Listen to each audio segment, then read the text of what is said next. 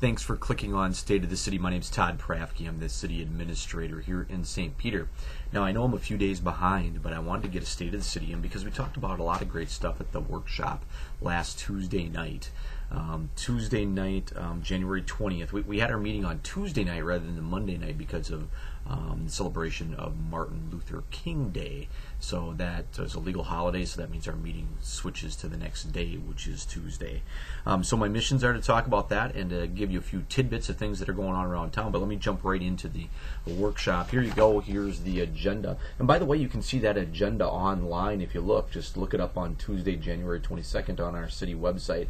And as you can see, we talked about transient food merchant regulations, the Minnesota River Valley Drug Task Force, Solus Steering Committee representation, and the Human Rights Commission. So very important topics that the City Council was talking about. Just to give you a quick update on each of those, transient food merchants, these are for the folks that have food trailers or food trucks that might not be associated with like the 4th of July event or Rock Bend Folk Festival, but park on a street someplace and start selling food out of there. There's a question as to whether the city should regulate those and at what level should they be regulated. Certainly there are some rules that apply to businesses overall. As an example, you can't start up a factory making widgets in the middle of a residential neighborhood.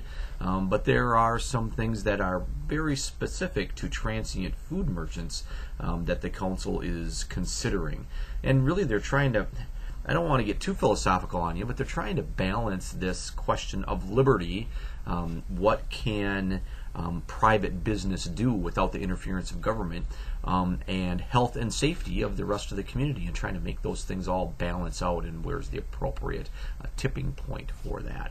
So there'll be some ongoing discussion. There was some really lively discussion at the workshop, but no decision's been made, obviously, at workshops. This is a lot about thinking, talking, investigating, providing additional information, challenging each other on our thoughts, and knowing what's going on there. So that was an important one that they had discussion on. The second one was the Minnesota River Valley Drug Task Force. We've been a part of that drug task force for many years, and it's appropriate kind of in a regular cycle to look at the joint powers agreement that binds all of the participants together and helps create the governance structure for that group. And so the council took a look at that and will be acting on that, I think, at their upcoming, tonight's council meeting. Also, they talked about the Solus Steering Committee. Solus is a project that the council talked about quite a little bit last year. I can't remember the exact timeline. Maybe it was July, August kind of timeline. And this is a proposed project within the community that would build a small apartment building, and it would be for mostly or for women who are really related or have been put into the court system related to drug use and are in drug court. And so the effort here is to try and provide them with supported services. Right now, those folks are spread out throughout our community, all kinds of different places. But the goal would be to provide them an opportunity to have stabilized housing and provide the support services that they're already getting at a stable and a uniform location, so that there is a higher success rate in working with those women and reintegrating them with their children, but also reintegrating them into the workforce and providing job training, those types of things. So the council is very supportive of that project, and this committee, the Solus Committee, is looking for a steering committee now, and so the council will be appointing someone to help with that as well. Really, I think the role there is to make sure that it keeps it on target in working with what is best for our community overall. So again, I think the council is interested and excited about that. The last one is the Human Rights Commission. The council had some discussion in October, November about all the boards and commissions, and this one is no different. This one is probably the Border Commission, though, that has struggled the most with maintaining consistent membership, which is really too bad. The people that have participated have been very heartfelt and have just done a wonderful job, but they can't do it alone and without the right number of members. You know, if you can't have a quorum, you can't meet and you can't do some of the things that you'd like to do.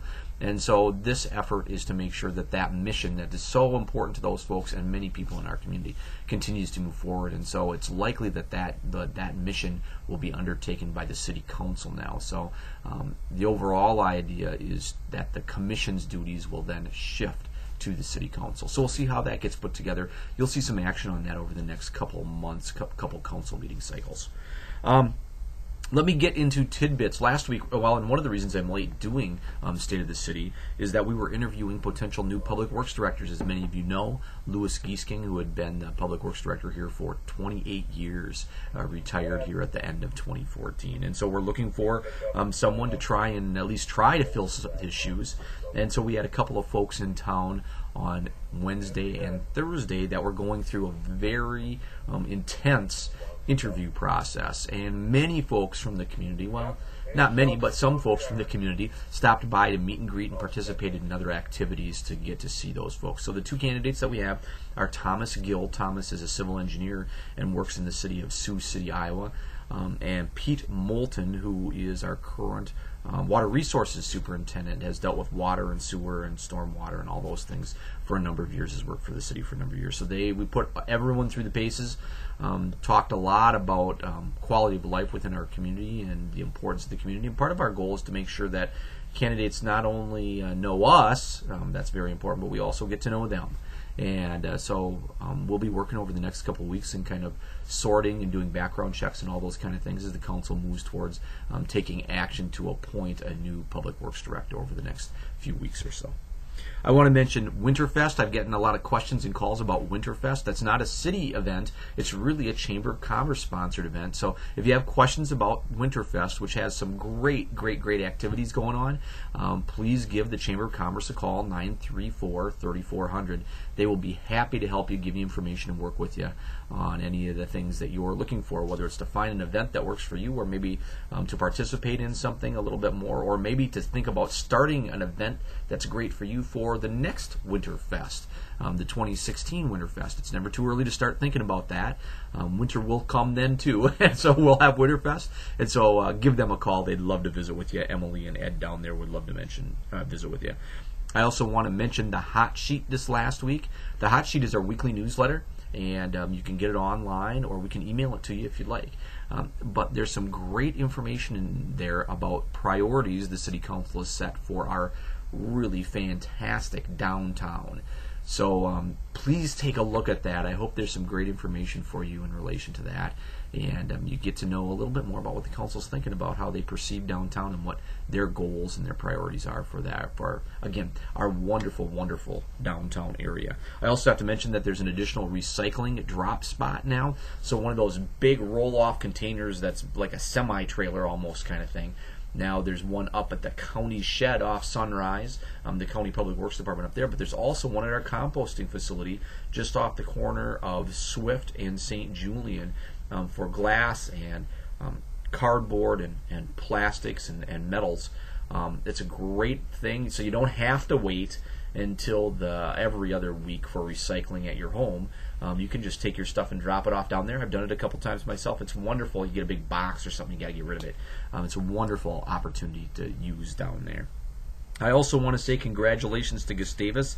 Gustavus won the Carnegie elective classification for community engagement. It puts them in the upper echelon, in the top 300 or so schools within the whole of the United States that really show and can demonstrate a broader commitment to their larger community. That includes not just the Gustavus community, but the city of St. Peter, the region, the state, and the world. And so congratulations to them, and really thanks. Way to go to President Bergman and her crew. We really enjoy and appreciate working with you and all the wonderful things that you do within our community. So big plug for them. Now to plug some of the things that we have. Here we are. There's our great graphics. You can email me there. There's our website. Check us out on Facebook. We would love it if you would like us on Facebook or give us a call. Happy to come out and talk with your community group or committee and talk about some of the things that are going on in St. Peter, or answer any other questions you might have. So give us a call. That's it for this time, State of the City. Hope you have a great rest of the week, and see you in a week or so.